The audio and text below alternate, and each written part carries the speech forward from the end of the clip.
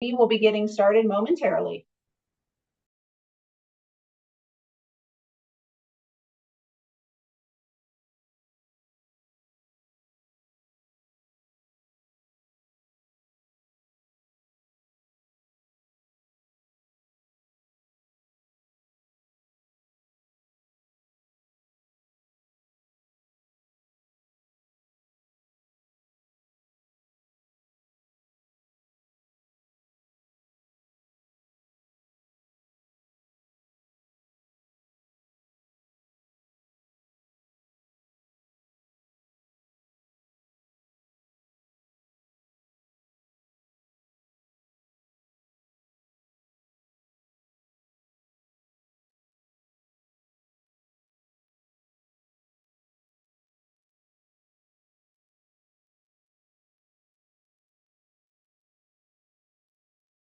Hello, everyone. Nice to see so many folks on. Hello and aloha to each of you. Thank you for joining us tonight for Ask Me, our educational webinar series. My name is Audra Hines, Vice President of Care Services for the ALS Network. I want to thank our lead accessibility and inclusivity sponsor, Mitsubishi Tanabe Pharma America, as well as our other sponsors and mission benefactor families.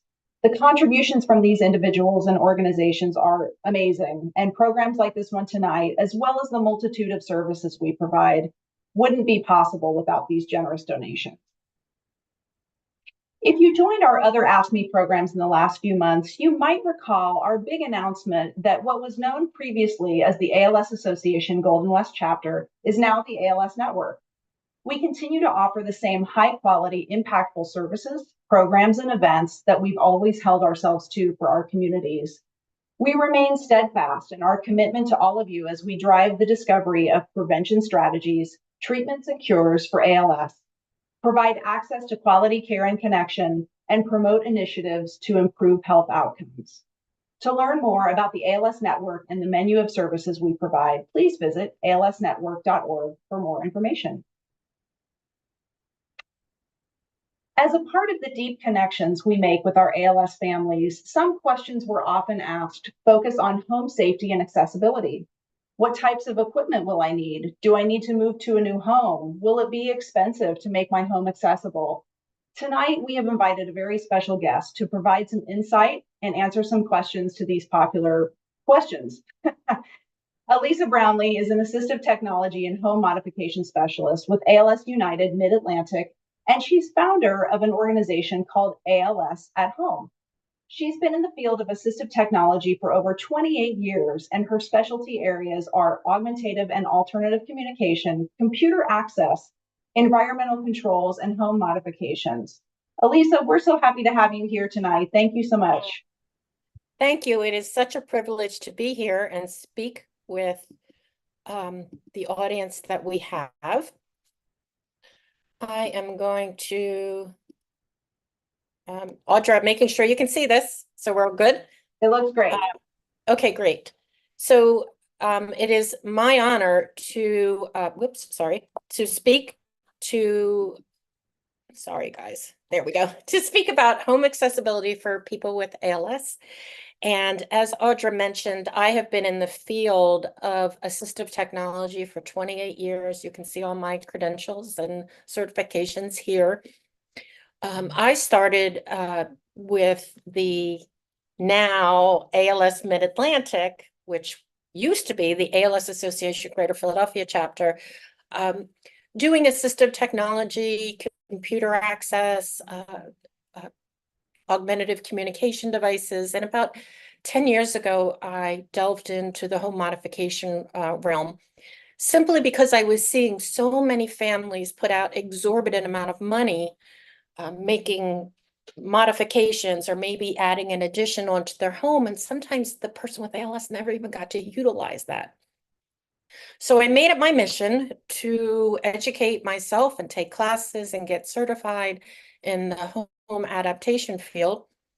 And I was doing physical visits up until COVID. We reverted to virtual like everyone else. And in May of 2022, I was approached by the home office because I also worked for them part-time. And they said, would you like to have a pilot program where we will do virtual modifications for anyone that is incorporated into the home office realm? So that was about 14 or 15 chapters. So I started that program in May of 2022. By the time I finished in September of 2023, I had done over 255 virtual visits. So we proved that the program was successful. It is now a signature program with the home office. So we have been able to meet people where they are in terms of virtual assessments and be able to offer this very unique service. When we split from the home office or national office, I then formed my own company called ALS at Home, as Audra mentioned, and it's alsathome.com if you'd like to look at my website, where I offer virtual home assessments to those diagnosed with ALS, and I've also opened it up to other neuromuscular diseases.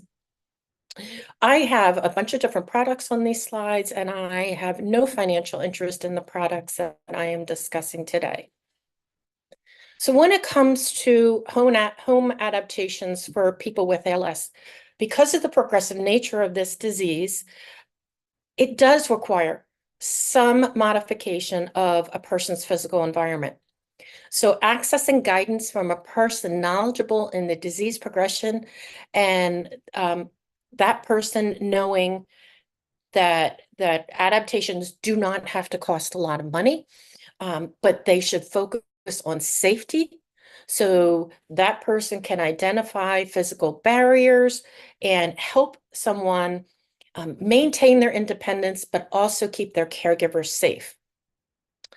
And I no insult or I'm not coming off about home OT and PTs, people in home healthcare, but many of those will even tell you they might see a person with ALS once, twice in their career. So this is a very unique disease and we have very unique needs. So you really should seek out a person that understands the progressive nature of ALS and can make appropriate recommendations to modify your home. Adapting a living environment to meet the changing needs of ALS does become a necessity as the disease progresses. As I mentioned before, I was seeing many people in the past, talk about wanting to add an addition on their home or, take down walls. And not only can that be expensive, it can be time consuming because of the cost, the time, the daily upheaval of having structural modifications done to a home where a person with ALS resides. Whereas perhaps assistive technology devices can be incorporated in lieu of making these costly or permanent structural changes.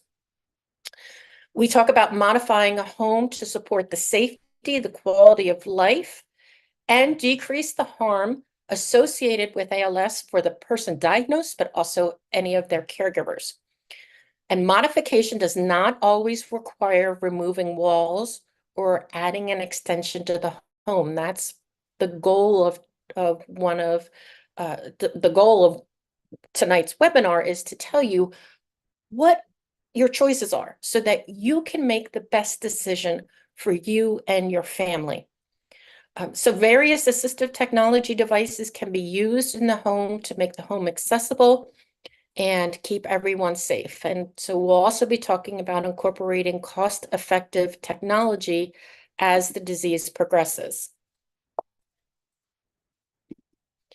So there is some decision-making that comes along with talking about home accessibility, because housing worldwide has not been designed or constructed to accommodate the needs of a person with a disability in terms of accessibility, safety, independence, and location.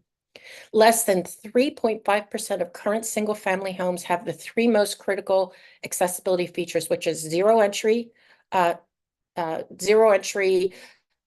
or egress. So having no steps at a front door or at a garage door or at a back door.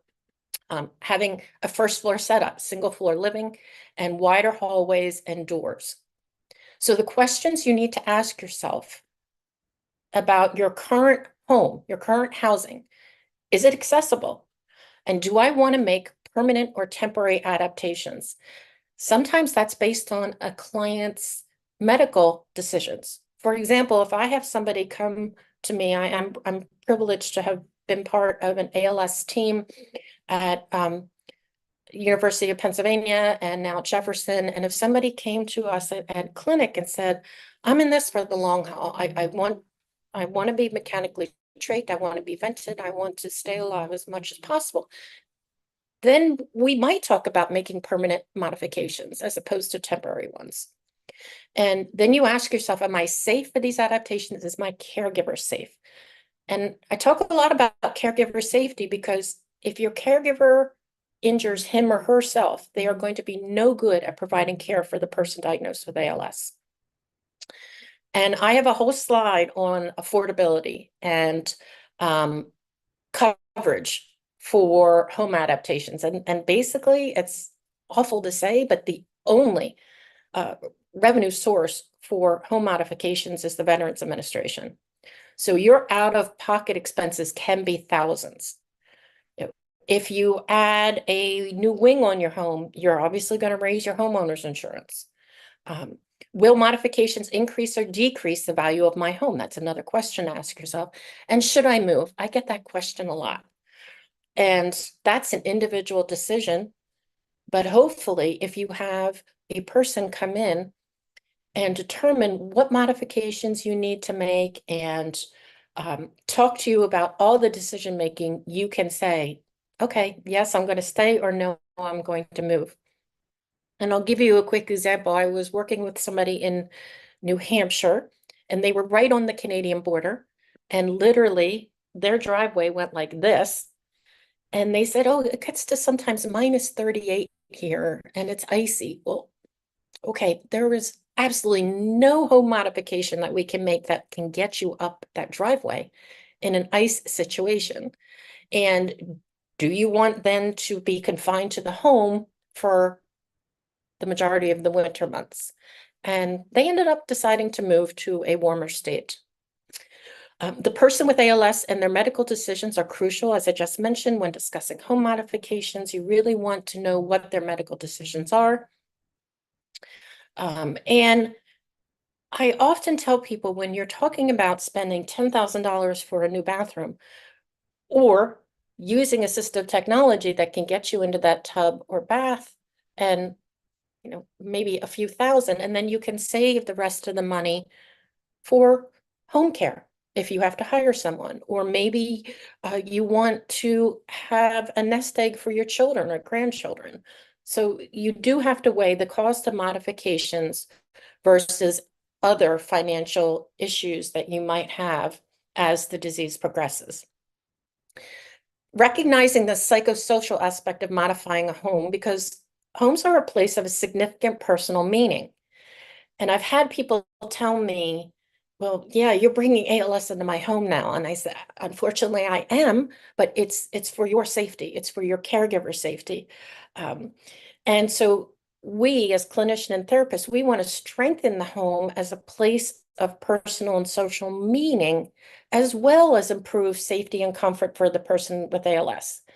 And it is important for us in the medical field to recognize the psychosocial aspect of modifying a home, of asking someone to perhaps move furniture. I've had some people say, I'm not moving that piece of furniture. I'm not lifting up that rug. That credenza has been there since my grandmother was alive. And so there is an element of people not wanting to change. And I understand that, because your home environment is the manifestation of yourself. It reflects your style. It reflects memories. So there was a great article that I read that was talking about the home environment, and that it's your physical home, it's your social home, and it's your personal home. And we're asking to change all that. And sometimes that's not easy. It leads to, as I just mentioned, reluctance. And because of the person's relationship with their home. They don't like the aesthetics of durable medical equipment coming in. And my mother will be the first to admit all this. When my stepfather was ill, and she would go, I don't like that wheelchair in here. I know it's not sane. I get that. I just don't like it in my house. And she recognized that it was not, and I don't want to say crazy, but she recognized that it wasn't a feeling that she should have, but it still was something that she did have. And she will tell you that to this day. And I've had people tell me that they want to remain as normal as possible. They refuse to change their living environment because they don't want to adapt to the disease. And I want things to be the same. I want things to be normal. But unfortunately, with this disease, it's not normal. It's not normal for the person with ALS, and it's not normal for the caregiver. So we need to talk about modifications. And we always, that's like, this is the third time I've mentioned, focus on safety. So the modifications might not be ideally aesthetically, and you may have to compromise. That's one of the things I tell people all the time, is that there's always give and take. And so, yes, it's ugly, but it's going to do the job correctly and keep you safe and allow you to access whatever you want to access. So you want to consult with occupational or physical therapy, assistive technology professionals, or living in place specialists. And you always want to reach out to your ALS office or your clinic staff with any questions that you have regarding your home or regarding a piece of equipment that you may think about buying. Because you might say, oh, I saw this on Amazon. It's a great product. It's $2,000. I think it really could help my loved one. Well, maybe it's just a temporary device and you don't realize that. Like, it can only be used, for example, if somebody can stand, but you've spent $2,000 on a device that you didn't realize wasn't going to be able to be used through the trajectory of the disease. So that's why you always want to consult professionals. You always, of course, can reach out to your ALS care coordinators or anybody at the ALS office. All care services are willing to help you. So safety first. This is another article that falls can lead to a negative health outcomes and increased health costs for any individual. However, this was a peer-reviewed paper that was just dealing with people with ALS. And it said the effects can be more devastating for someone diagnosed with ALS. Adverse outcomes associated with falls include injury, hospital admission, loss of functional independence, inactivity, and premature admission to nursing homes. Because think about this. If you're ambulatory and you fall, and gosh forbid you break your leg, you're in the hospital for maybe 5 days. And then they say, you're not safe to go home, so we're going to transfer you to rehab. All that muscle deterioration that you've lost for 5 days, plus laying in a hospital bed and in rehab, you're never going to regain that. You can try, but you've already lost that functionality. So a fall can be detrimental and can actually increase the pace of this disease. So that's why we focus on safety. However, there are costs of modifying a home. Understood. You can see just here from a stair glide running, just from straight staircase, it can run from 3,000 to 5,000. And a curved one can be 8,000 to 16,000. You know, putting in a ramp is 2,000 to 20,000, depends on the size of the ramp, you know, buying an accessible vehicle. So what I've outlined in this presentation is everything that you can do, from these very expensive devices to things that you can apply to a grant for to be able to access your bathroom. So this is always a question I get. Well, doesn't insurance pay for home adaptations? No, they do not. Medicare and private insurances do not pay for home modifications. Why? I can't answer that question. I can just tell you that in their infinite wisdom, getting a bath or getting access to a toilet is not a medical necessity. So unfortunately, Medicare and private insurances pay nothing towards home adaptations. When it comes to state Medicaid, every state has a different Medicaid program. So it is important to check out what your state Medicaid might offer in terms of home accessibility. It's usually covered under a waiver program.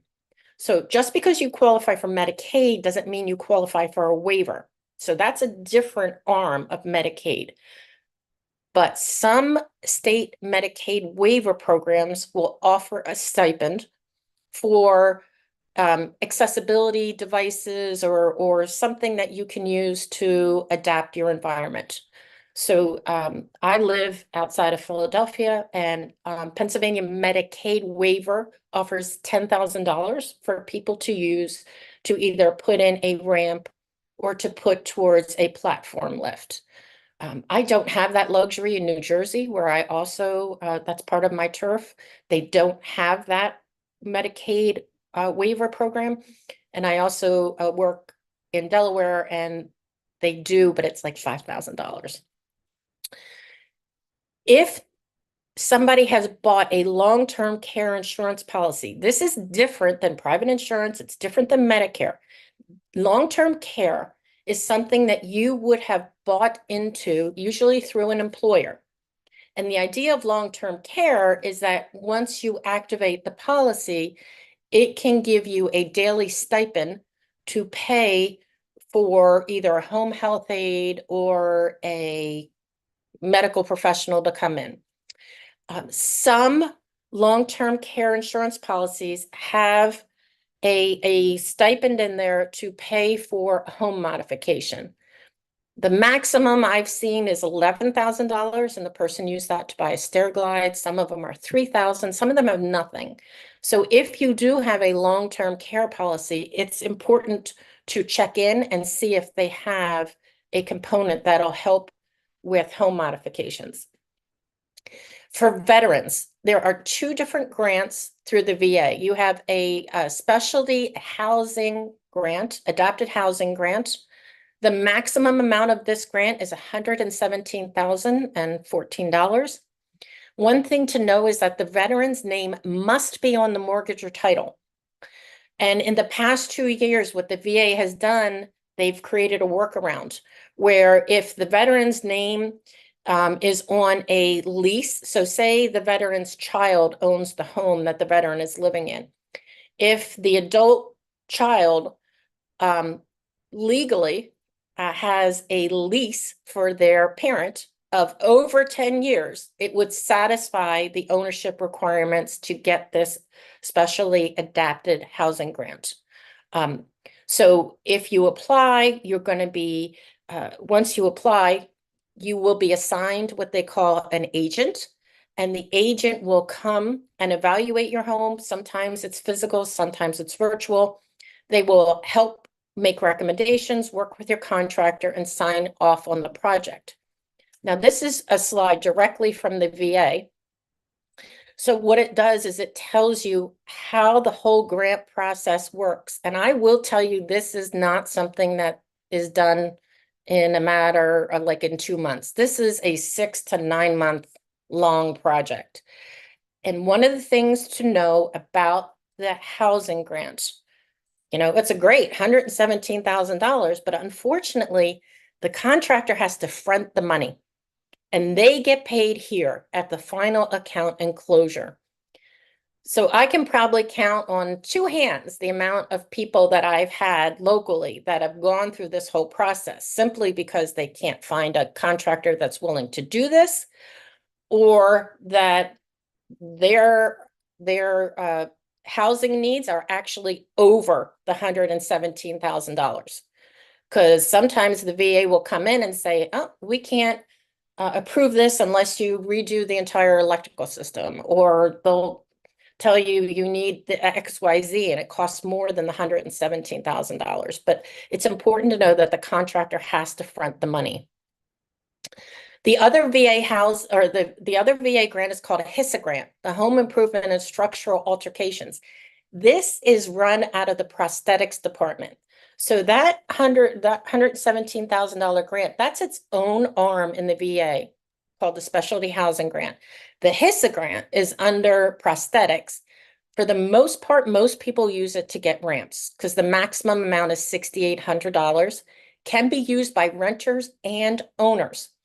And this is actually a pretty quick process because if you're just looking for a ramp, most of the modular ramp companies, like the steel and aluminum ramps that you'll see here on the left, most of these companies have a contract with the VA. So once you're approved, you call an approved ramping company. They come out, they measure, they send everything to the VA, and the VA signs off on it. So it's important to know that HISA will not pay for walkways or exterior buildings. It will not pay for spa, hot tub, or jacuzzi. Will not pay for exterior decking. Will not pay for new construction. So the most common obstacles that we see with current homes are getting in and out of the house, entrance and egress, and then bathroom accessibility. And the other issue that we see are the width of the doors, thresholds, stairs, rugs, and maneuvering space. So we're going to cover all of these in the next slides. So we're going to start with entering and exiting a residence. It's important to know that not every house can accommodate a ramp. If you're living on the second floor, or if the stairs come right there, like this brownstone on the left, right into the public sidewalk. The picture to the far right is a typical row home in the city of Philadelphia. The city of Philadelphia has been dubbed King of the Row Home by Philadelphia Magazine. And the city ordinance is that no ramp can touch a public sidewalk. So I couldn't even put a ramp here if I wanted to. So people within the city limits of Philadelphia have to get a platform lift, or they have to find some other way to get in and out of their house besides a ramp. And I've asked some of my colleagues in other major cities, and that's the case there too. No ramps on public sidewalks. So just to give you an idea of ramps for homes have to be built with ADA guidelines. Although your private home is not subject to ADA guidelines, an exterior ramp is. So what the guidelines are is that for every inch of drop on a step, you need 1 foot of ramp. So statistically in this country, ramps are anywhere from 6 to 8 inches. So if you have just one step that measures 8 inches, you're going to need 8 feet of ramp. The ADA also requires that if your ramp is longer than 30 feet, you have to have a landing, and then the ramp can start over again. And the rise cannot be more than 30 inches, and that the minimum width of the ramp is 36 inches. So you see, sometimes people will use wood or aluminum ramps. For the most part, I see people with this disease using aluminum or steel ramps. They're called modular ramps. They can go up in a matter of hours and down in a matter of hours, whereas wood is permanent and does need a permit. There are some ramping companies for modular ramps that will rent them, but it's important to know that ramps are not cheap. Nationwide, the cost of ramping has gone up 35% since COVID. So that's 35% since 2020. The average cost of 1 foot of ramp in this country is $300. So thinking, if I need 10 feet of ramp, you're talking about $3,000. So it's important to understand the cost associated with it, and to always ask your ramp company, if you're using a modular ramp, is there a potential of renting, especially if you only plan to use it for a few months. So there are suitcase and threshold ramps. This up in the upper right-hand corner is obviously for a sliding glass door.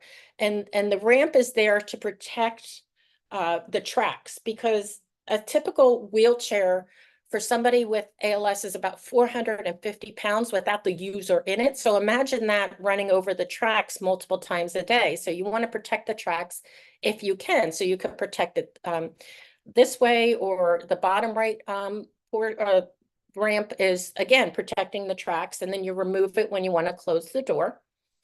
There are suitcase ramps. These are ramps that are designed for like 1, 2, maybe 3 steps at best. And the idea with the suitcase ramp is that they fold up and they can be put away. Now notice there are no railings or anything else on this suitcase ramp. So I only tell people to use them if they agree to go down this ramp on a wheelchair. To me, professionally, this is not safe for somebody using a walker or a rollator, because if they become unsteady, there's nothing to grab onto if they lose their grip, as opposed to a ramp like this that has railings. Oh, I should mention that there's an organization called Team Gleason. If you aren't familiar with it, they're an organization out of New Orleans. They were founded by Steve Gleason, who used to play for the Saints. He now has ALS. He started this organization, and they have several grants. You can apply to Team Gleason for as many grants as you want. And one of their grants is that they will pay for 1 suitcase ramp per person diagnosed with ALS in this country. So you can apply at teamgleason.org. So platform lifts, I mentioned them, that they're an option, especially if your home is above sea level, like the one on the left here. This is typical of what I see at the New Jersey shore, or what you would see, I've seen in South Carolina and Georgia, where you can't live on the first floor anymore. So you have to live on the second floor. So sometimes an exterior platform lift is the only option. And they can be encapsulated like the one on the bottom, or they can be out to the elements. They are treated to be outside, so they're not going to rust. But the idea with these platform lifts is that it takes the weight vertical platform lifts of give the people in wheelchair and the scooters user wheelchairs and the brings it up ability the to easily steps. enter and exit their homes. Installed indoors or outdoors, a Bruno vertical platform lift gives alternative access to an entryway, deck, or basement. Just press the button and the ramp automatically folds down.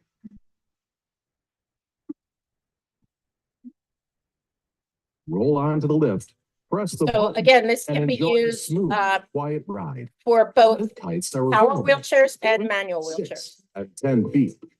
With available DC battery power, you can rest assured the lift will operate even in a power outage. A wide range of other options are also available to customize your lift. So that's an exterior or interior platform lift. So there is something called a mobile stair lift. I actually have several people using these because they live in homes that have a first floor, which is only the garage. The second floor is the living area. The third floor is the bedroom area. They can't move because of multiple reasons. They can't find a new home. They're worried about interest rates. Their kids go to a school. They don't want to move the kids out of school. So if there's no other option, these are mobile stair lifts. And again, going back to what I said at the beginning, there's always give and take. Is this ideal? No. But does this get somebody who lives in a 5th floor walk up in Manhattan to their apartment? Yes, it does. So there's a few different models out there. This one is a newer model. And you could see, I'll show you the difference of, so this one kind of has wheels that go up and down and up and down. The only thing the caregiver is doing with these mobile stair lifts is guiding. The motor is doing all the work. So there's no effort on the caregiver.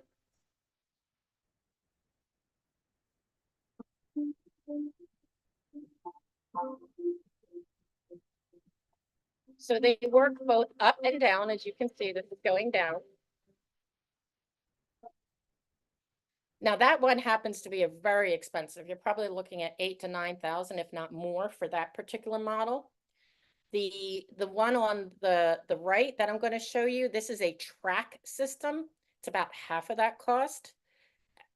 Again, it has a motor, but it does require a little more effort on the caregiver in order to turn it, should you need to turn.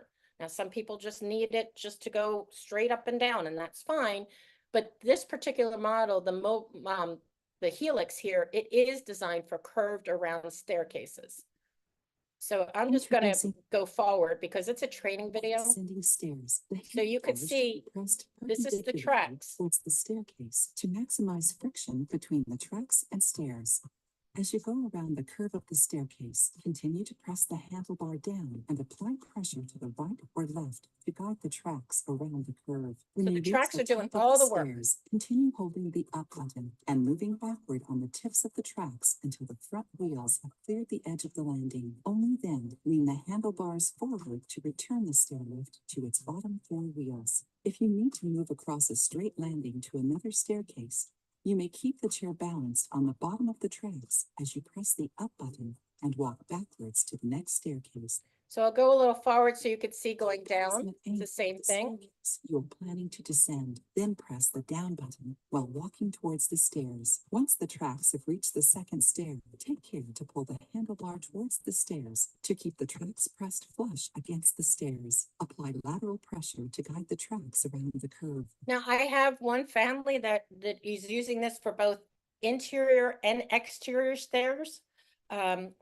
Because they live in a condo building, and so there's multiple stairs to get down to the first floor, but then there's multiple stairs to get to their condo. So they're using this for both interior and exterior access.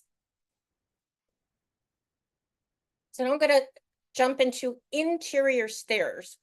So you have stair glides, and they can be for straight staircases or they can be curved. Now your curved is going to be considered custom. And you're looking at probably starting at $10,000, give or take. I've had some clients up to $15,000, depending on how many times their stairs curve. Whereas straight staircases, maybe looking at about $3,000. The difference here is that you sometimes with straight staircases, you can rent the stair glide, because it's important to understand that stair glides for people with ALS can only be used as long as the individual has trunk support, because you're basically just sitting in a chair. There's no lateral support, there's no head support. So if the person starts listing over and they can't hold their trunk upright anymore, your doctors and your therapists are going to tell you to stop using the stair glide. So it's a temporary intervention. So if you have curved staircases, do you really want to spend that money for something that's temporary? And unfortunately, even after all my many years here, nobody, not me, not your doctor, nobody can say, okay, this is how much time you'll be able to have using your stair glide, because everybody progresses differently with this disease. You might get a year out of it. Some people only get 6 months out of it. So that's why it's important to consider, maybe if you have a straight staircase, asking if you can get a rental.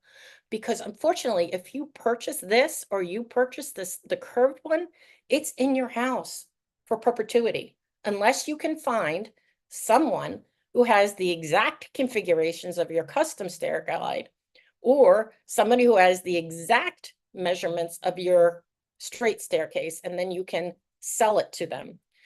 The other issue then with that is that sometimes you want to sell this, even it's a straight staircase. I'm going to sell it and I got it from XYZ company.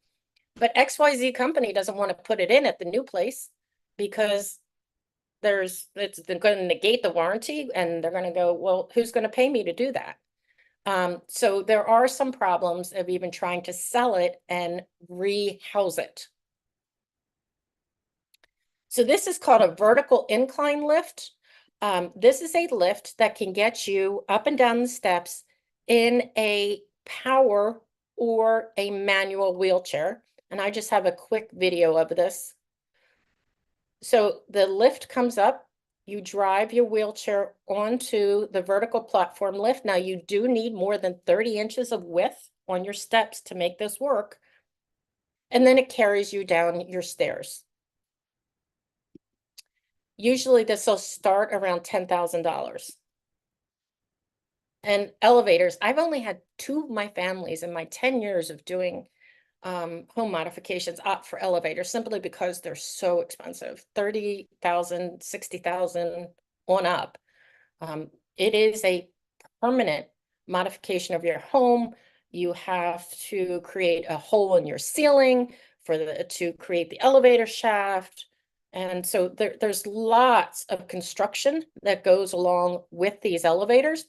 The one thing I can say is if you're looking at an elevator, make sure that you get an elevator that can take the weight of a power wheelchair, a person in it, and a caregiver. So you want an elevator that can take the weight of over 750 pounds.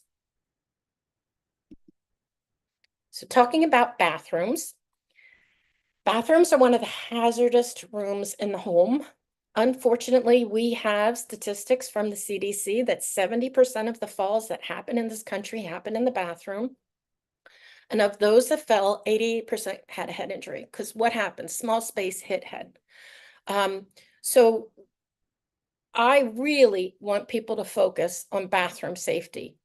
And I tell people to take the bathroom in stages. If you can walk into the bathroom, but you're a little unsteady, then you want to think about grab bars.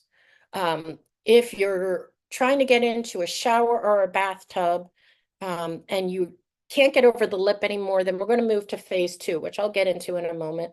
And if you can't walk into the bathroom at all independently, we're going to go to phase 3.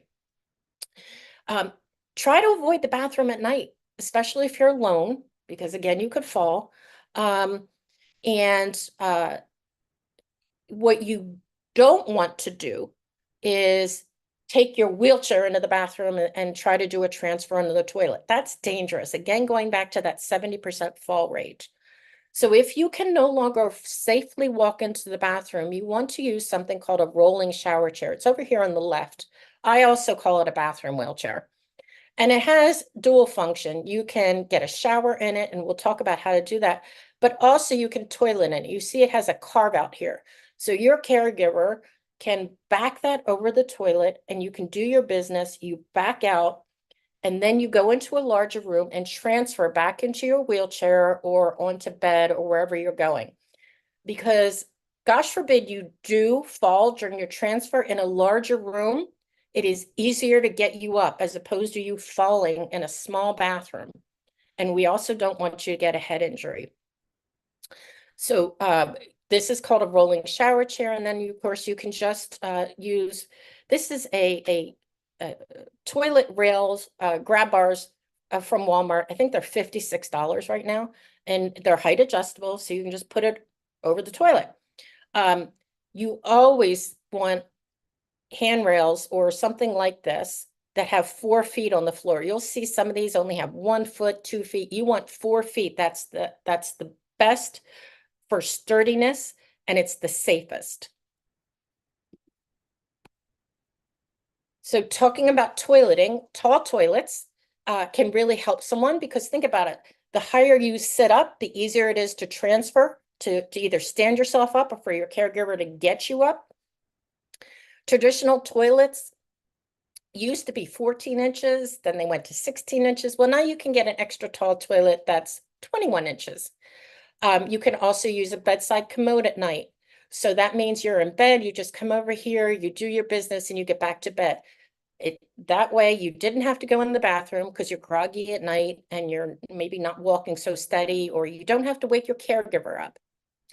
There are external catheters that are available for both female and male. The male is a condom catheter. It is covered under insurance. The female system is called a PureWick system. It's only partially covered under insurance. But the idea behind a catheter system is that you can be laying in bed and you can urinate and not have to leave your bed. So with the PureWick system, the female system, it's similar. It's a catheter, external, and has a motor. And think about it as like a Yankauer catheter. When you go to the dentist, it goes, okay, well, that does the same thing. You put it between your legs, you urinate, sucks the urine in, and the urine collects in this jar here, and then you dump it off in the morning. And the condom catheter, or roll-on like a condom, the urine collects in a bag, and then you can empty the bag. The other function of these systems that I've seen is for people that travel, that can't get into a public bathroom. that are on an airplane. And imagine, trying to use an airplane restroom when you're not ambulatory. So there are other ways to urinate and not have to necessarily be into a bath or in a bathroom. And bidets are one of the items, the number one item I get the most positive feedback on. And you can add them to existing toilets. Unfortunately, they're not covered under insurance. They average around $400 because I tell people to buy one that has a detachable remote control, as you can see here on the left. Because if the individual with ALS does not have the physical dexterity to operate the buttons, the caregiver can be outside the room operating the bidet for them. The bidet does have to be plugged into a ground fault outlet, and your rear end does have to be on the bowl in order to operate and utilize, not operate, in order for the bidet to be functional. So some people will just put like a bedside commode over their toilet because the bedside commode has a built-in seat. So does the rolling shower chair. It blocks the bidet function. So the individual's rear end does have to be on the bowl in order to get the functionality of the bidet to work. And you can read this at your leisure. This was one of my patients who unfortunately passed last year, but he wrote this because he said, I had low expectations, no clue what to expect upon using a bidet, surprised and amazed about how much cleaner I feel, much less effort. And he just felt like it was such a quality of life issue for him. So in terms of shower access, ideally, yes, it's great to have a zero entry shower with flush to the floor. Is that happening most of the time? No. And so how do we do a workaround? Because the average cost to replace a tub with a roll-in shower is about $10,000. So I did put here just the ADA standard in case you were thinking about adding a roll-in shower. But the idea behind a roll-in shower is a flush to the floor. You use a rolling shower chair, as I previously showed you. You go in, you get a shower, you come out, and you're all clean. So what do we do when you can't make home or you can't make bathroom modifications? There is a product called a sliding tub or a sliding shower transfer system. And the idea is, if you look at the top picture with this black chair, the individual is sitting on the chair, and then the caregiver unlocks it and you slide in to the tub, as you can see here on the far right. So there are different types of shower transfer systems. The one on the upper left is SB Solutions. You can see this one tilts back. And then the one below it is from New Products. So different manufacturers, they look different, but basically they operate almost the same. You put a chair on rails and you go in to the tub, or the bottom two here go back into the shower.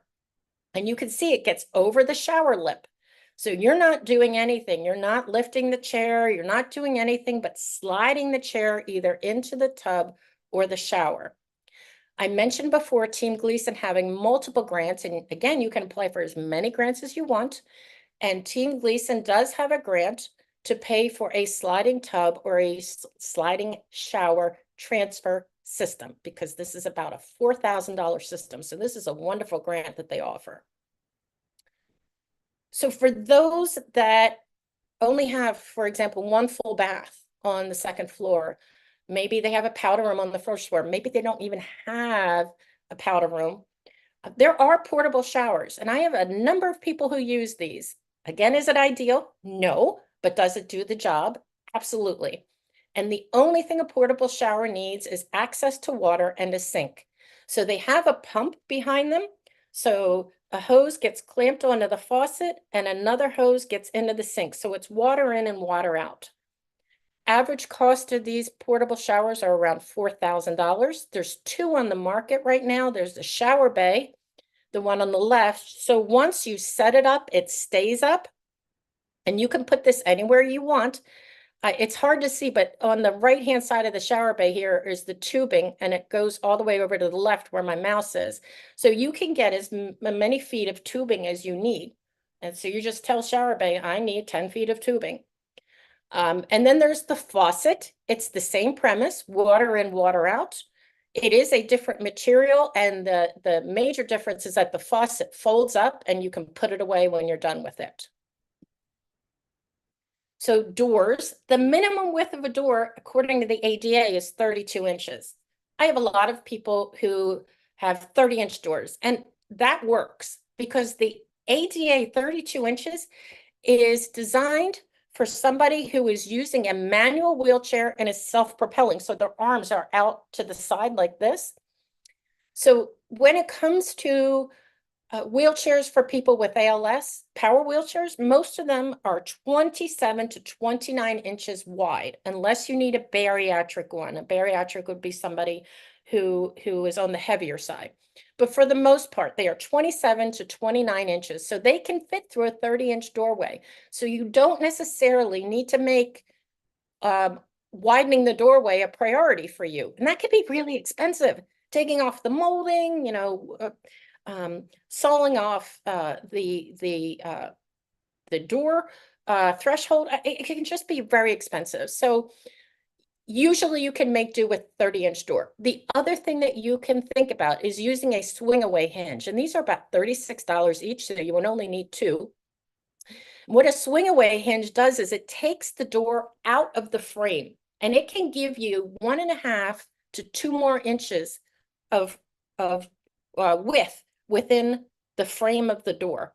So swing away hinges are great. If you have like a 29-inch door, put a swing away hinge and see if it works, but it will give you the extra clearance you need to get a wheelchair through that door. Alisa, we'll want to start taking questions in just about Yep. one. Yeah. That's fine. I'm just down to my last few. I just want to talk about home safety, and then we're going to start questions. So always have a way to call for help. Always, always, always. If you need assistance and how to call for help, your care coordinators or me, I'm happy to help you figure out a way to call for help. I always mention generators, just because we live in crazy weather times, and it's important to know that generators can be fuel-based, solar-based, or non-fuel. It is not a requirement. It's just something I always mention. How to get out in the event of a fire, always something to consider. We always want to think fires aren't going to happen, but I've been around long enough to know, and it has happened. So the easiest thing is to buy an evacuation tarp. You roll your loved one up like a burrito and pull. It's going to get you out in the event of a fire. It's not going to be exactly comfortable, but it will do. But they also make evacuation chairs that you can get in. You're going to see these at schools and airports that since 9/11, when so many people died in the Twin Towers, we now have evacuation aids in almost every high rise. So with that, sorry, I know I went about 7 minutes over. Sorry about that. I'm happy to take questions. No, thank you so much. Oh my goodness, we could probably talk to you for hours and hours with different kinds of questions and scenarios, and it's great. I appreciate you sharing your email too, because I know some people might have questions for you after. Sure. One question we got, it's kind of interesting, and you touch on this just a little bit in terms of paying for things, but someone's asking if home modifications can be tax deductible as a medical expense, if you know that. I would tell you to go to your accountant. So I don't remember. I think the medical expenses are over $8,000 now. You have to get that threshold. But I would definitely ask your accountant.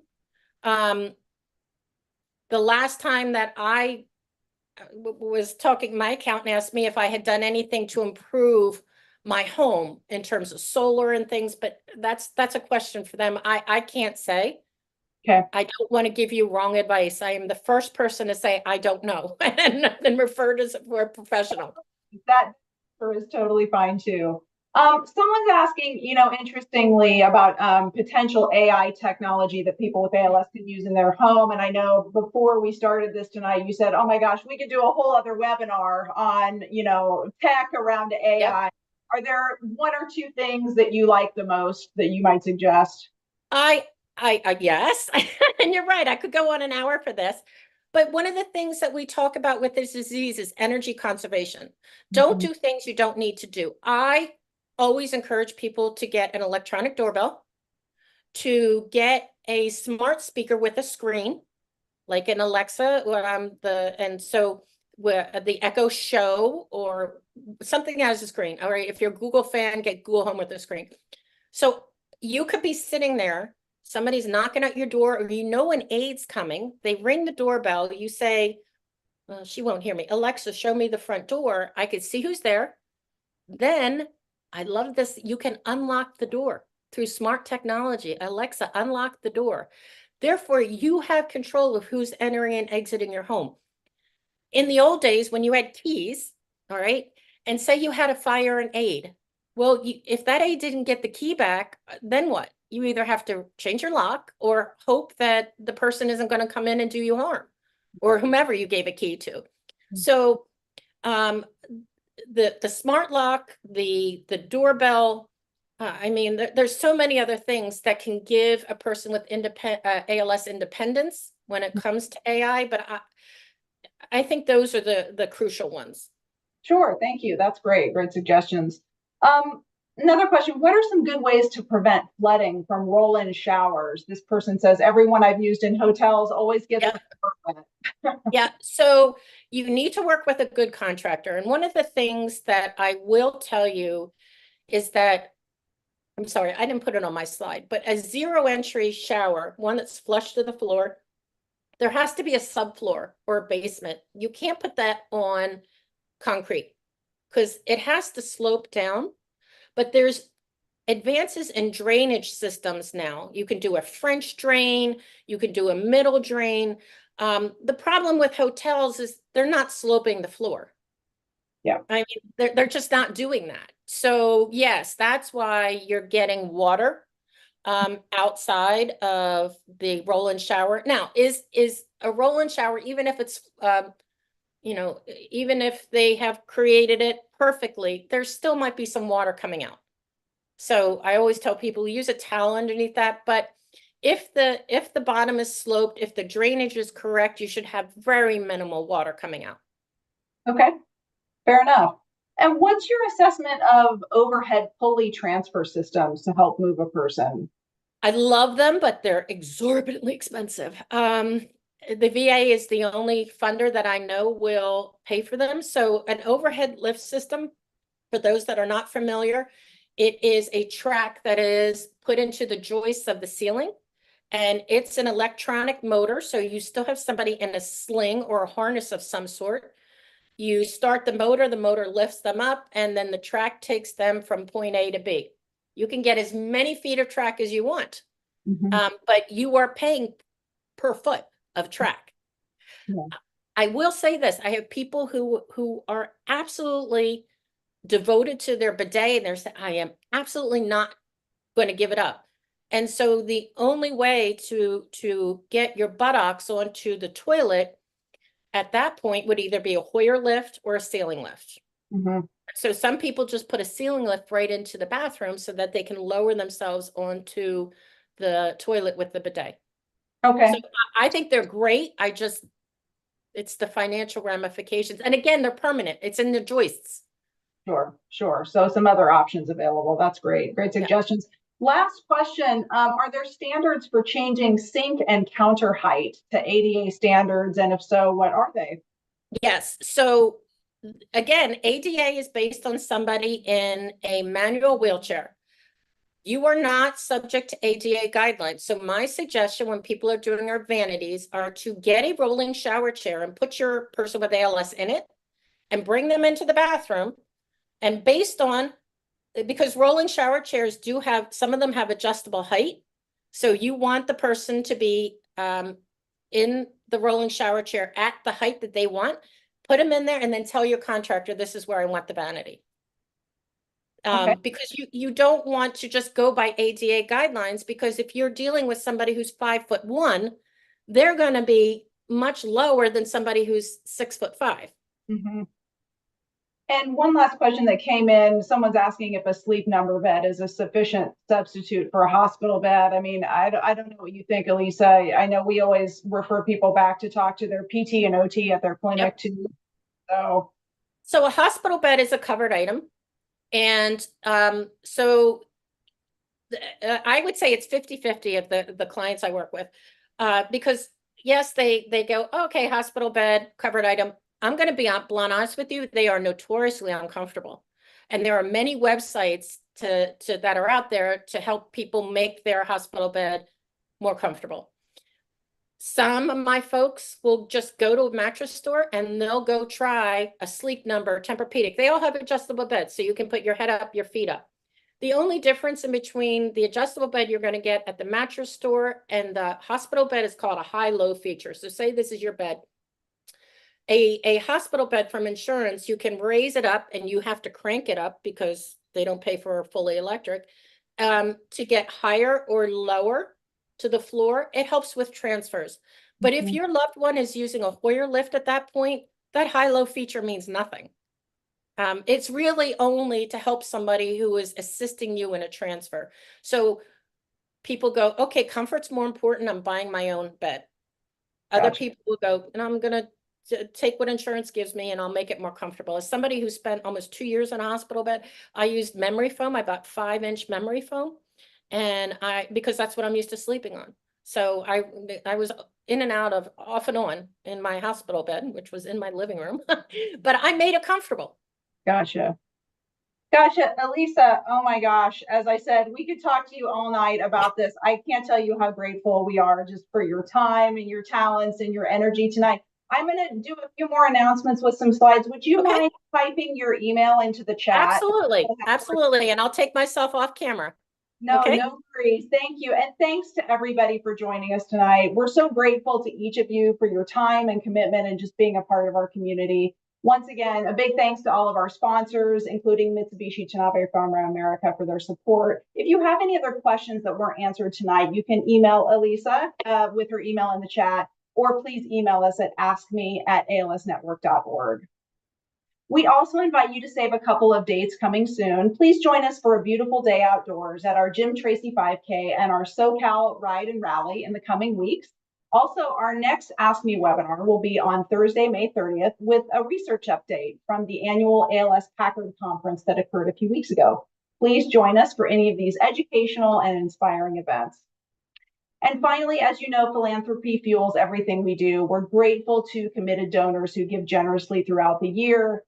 Please, to learn more about how you can support the valuable programs we offer, including the ones like this one tonight, please visit our website at give.alsnetwork.org. And watch out for the short survey on tonight's presentation that you'll receive to help us plan for future programs like this one. Thanks again, and we'll see you next time.